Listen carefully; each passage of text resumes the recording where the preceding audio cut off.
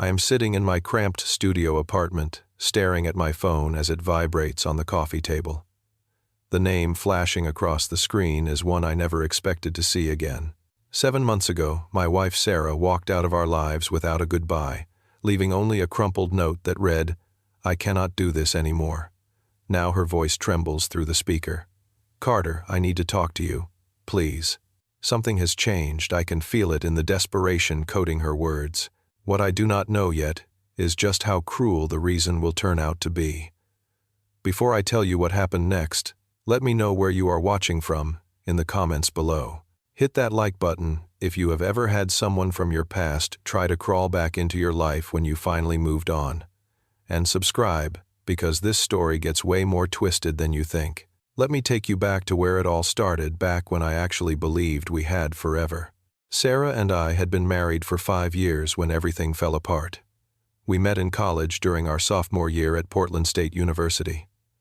Those early days felt like something out of a romance novel. We would go hiking in the Rocky Mountains every summer, set up tents under stars that seemed close enough to touch, and spend lazy Sundays cooking elaborate meals we found in food blogs.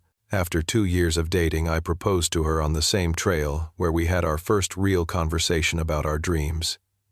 She said yes before I even finished the question.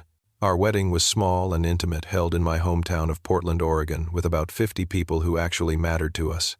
No fancy venue, just a garden ceremony followed by dinner at a local restaurant my parents loved. We bought a modest house in the suburbs with a 30-year mortgage that felt both terrifying and exciting. I worked as an architect for a mid-sized firm downtown, while Sarah freelanced as a graphic designer from our home office. Weekend brunches became our tradition. Movie nights every Friday. We talked about having kids in a couple of years, maybe getting a dog first to practice responsibility. Everything seemed perfectly aligned with the life we had planned together. Then, about a year before she disappeared, Sarah landed a new client. His name was Dominic, and he owned a marketing startup that was apparently taking off. She mentioned him casually at first, just another project to add to her portfolio. But within weeks, I started noticing changes. She began having late-night conference calls that stretched past midnight. Her wardrobe shifted from comfortable jeans and sweaters to tailored dresses and heels. She joined a gym and went religiously every morning at 6. At first, I thought it was wonderful. My wife was taking care of herself, investing in her appearance, seeming more confident. I encouraged it, even complimented her new look. But something felt off underneath all the positive changes. She stopped asking about my day. Our conversations became transactional, focused on bills and grocery lists, rather than dreams and feelings. Weekend evenings that used to be ours alone now involved her laptop open on the couch, typing away with an intensity I had never seen before. When I asked if everything was okay, she would smile and say, "I am just stressed with work, that is all." I wanted to believe her. I needed to believe her. The first real crack in my denial came on a Friday evening in late autumn. I left work early, stopping by the flower shop to grab a dozen red roses. I thought maybe a romantic gesture would reconnect us, remind her why we fell in love in the first place. When I walked through our front door, I heard her voice drifting from the bedroom upstairs. The tone stopped me cold. It was soft, intimate, filled with an affection I had not heard directed at me in months. "I miss you too," she was saying, her voice barely above a whisper. "No, he does not know anything. I will figure it out, I promise. Just give me a little more time." I stood frozen in the hallway, roses dangling from my hand, my heart hammering so hard I thought it might crack through my ribs. When she opened the bedroom door and saw me standing there, her face went white. For 3 seconds, maybe 4, we just stared at each other. Then she recovered, forcing a bright smile. "That was just a friend from college going through a rough divorce. You know how emotional those situations get." I wanted to believe her. God, I wanted to believe her so badly that I convinced myself I had misheard, misinterpreted, overthought. But from that moment forward, I could not ignore the signs anymore. Text messages she deleted as soon as they arrived. The way she flipped her phone face down whenever I entered a room. How she started showering the moment she got home before even saying hello. One night she came back at 2 in the morning, smelling like wine and a cologne that definitely was not mine. Finally, I confronted her directly. We were in the kitchen and I just blurted it out. "Are you seeing someone else?" She looked at me like I had slapped her. Then tears filled her eyes and she shook her head vehemently. "Are you serious right now, Carter? You think I would do that to you? You are being paranoid. I love you. This is crazy." Her reaction made me feel like the villain, like I was the one destroying our marriage with baseless accusations. She turned it around so skillfully that I ended up apologizing to her for not trusting her enough. That night I lay awake, wondering if I was losing my mind, if the stress from work was making me see problems that did not exist. I tried harder to trust her, to give her the benefit of the doubt, to save what we had built together. 2 months after that awful confrontation on a Saturday afternoon in early spring, everything came crashing down in a way I could never have prepared for. I was cleaning up the living room when I noticed Sarah's iPad sitting on the dining table screen, glowing with a new message notification. I had never been the type to snoop through her devices. I respected privacy, trusted boundaries. But something made me look at that screen. Maybe it was instinct. Maybe it was the universe finally forcing me to see the truth. The message was from someone saved as Dom in her contacts. It read, "Cannot wait to have you all to myself tonight. My place at 8. Below it, Sarah had already replied, "I am almost ready to tell him. Just need a few more days to figure out how." My hands were shaking as I picked up the iPad. I scrolled up through their conversation, weeks and months of messages loading before my eyes. Every line was another knife to the chest. They had been seeing each other for over a year. The business trips, she claimed, were actually weekends at his penthouse in Seattle. Those morning gym sessions were meetings at his place before I woke up. There were photos, too. Sarah, in expensive clothes I had never seen, standing next to Dominic on the deck of a yacht, his arm around her waist. Another picture of them at a restaurant I could never afford, champagne glasses raised, both grinning like they had won the lottery. I sat down on the kitchen floor, still holding the iPad, unable to process what I was seeing. 5 years of marriage. All the promises we made to each other. The dreams we shared about growing old together, about building a family, about being each other's safe place in a chaotic world. All of it had been a lie for the past year, or maybe longer. Maybe I had been the fool all along, the only one who actually believed in us. Sarah came home around 8 that evening, looking refreshed and happy.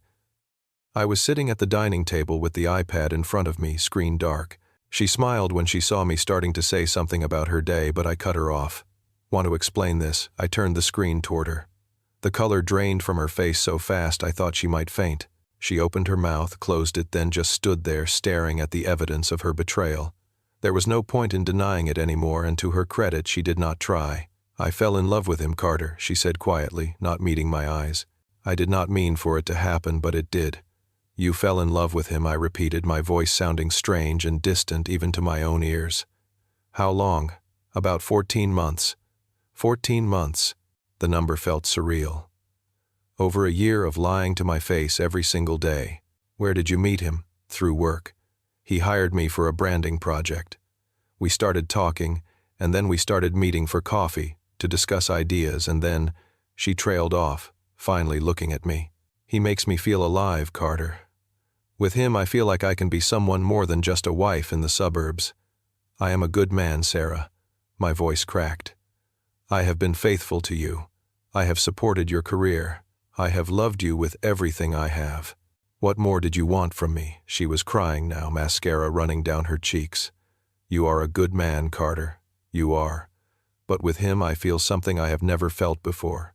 He is exciting, spontaneous, successful. I do not know how to explain it." We argued until 2 in the morning. She kept saying she was confused, that she needed time to think, that she did not know what she wanted. I told her what I should have said weeks ago. "If you want him, then go. But do not come back here expecting me to wait around like some backup plan." She went quiet at that, wiping her eyes with the back of her hand. Then she nodded slowly. "Maybe you are right. Maybe I need to see what this could be without feeling guilty about you." The next day was a Sunday. I went to the office to catch up on a project deadline, needing to escape the suffocating tension in our house. When I came home around 6 in the evening, I knew something was wrong the moment I opened the door. The house felt different, empty, hollow. I walked upstairs to our bedroom. Sarah's side of the closet was completely bare. No dresses, no shoes, no jackets. The bathroom counter where her makeup and skincare products used to crowd the space was wiped clean. I checked the guest room where she kept her art supplies and photography equipment. All gone. Even her favorite coffee mug was missing from the kitchen cabinet. On the kitchen table, under a glass of water, was a single piece of notebook paper. I recognized her handwriting immediately. "Carter, I cannot do this anymore. I am sorry for everything. Do not try to find me. Sarah." That was it. No explanation. No real apology. Just 12 words to end 5 years of marriage. I tried calling her cell phone. The number was disconnected. I sent emails. No response. I reached out to her friends, her sister, even her parents. No one claimed to know where she had gone. I checked our joint bank account and discovered she had withdrawn $12,000 the day before half of what we had saved together. For the first time in my adult life, I sat alone in that house and cried. Not quiet tears, but deep, body-shaking sobs that left me gasping for air. I felt like someone had reached into my chest and ripped out everything vital, leaving just an empty shell that somehow still had to keep breathing, keep functioning, keep existing in a world that no longer made sense. 7 months passed. 7 months of the hardest work I have ever done, not at my job but on myself. I could not stay in that house anymore. Every room held memories that felt like ghosts haunting me. I sold it at a loss and moved into a small studio apartment in downtown Portland. The place was tiny, just one main room with a kitchenette and a bathroom, but it was mine and mine alone.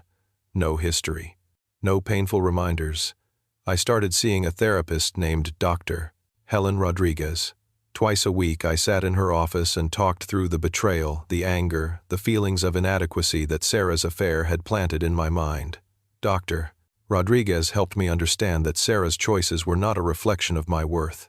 People cheat because of their own issues, their own needs they have not addressed, not because their partners are lacking. I threw myself into work with a focus I had never had before. My firm noticed. Within 4 months, I was promoted to senior architect and given lead on a major commercial project downtown. The long hours helped. Having something productive to pour my energy into kept my mind from spiraling into dark places. I joined a running club that met every Wednesday evening and Saturday morning. At first, I could barely make it 2 miles without stopping, but the physical exhaustion felt good. It gave me a tangible goal to work toward that had nothing to do with romance or trust or heartbreak. I met people there who became genuine friends. People who did not know my history, who saw me as just Carter, not Carter whose wife cheated and left. The divorce papers were filed 4 months after she disappeared. Since Sarah could not be located to sign anything, my lawyer filed for divorce in absentia, which basically meant the court acknowledged she had abandoned the marriage. It took longer than a normal divorce, but eventually it would be finalized whether she participated or not. Around month 6, I started dating again. Nothing serious, just coffee dates here and there to remind myself that not everyone was like Sarah. Then I met Emma. She worked in the finance department at my firm, a quiet woman with auburn hair and an easy laugh. We ran into each other at the coffee machine one morning, started talking about a documentary we had both seen, and she suggested we grab lunch sometime. That lunch turned into dinner. Dinner turned into weekend hikes. Before I knew it, we were seeing each other regularly. Emma knew my story. I told her everything on our 3rd date, because I figured she deserved to know what kind of baggage I was carrying. She listened without judgment, then said something that stuck with me. What happened to you says everything about her character and nothing about yours. You are not damaged goods, Carter. You are someone who loved deeply and got hurt. That is called being human. By month 7, I felt like I was genuinely healing. I was not just surviving anymore. I was actually living. I had goals again. I laughed without it feeling forced. I slept through the night without nightmares about finding Sarah in bed with someone else. My life was not perfect, but it was mine, and I was building it into something I could be proud of. Then, on a Thursday evening in late October, everything shifted again. Emma and I were at my apartment. I was making spaghetti carbonara, her favorite dish, while she set the table and told me about a ridiculous meeting she had sat through that afternoon. My phone started buzzing on the counter. Unknown number, with a Seattle area code.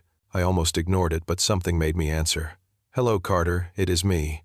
I froze the wooden spoon in my hand, dripping sauce onto the floor. Sarah's voice.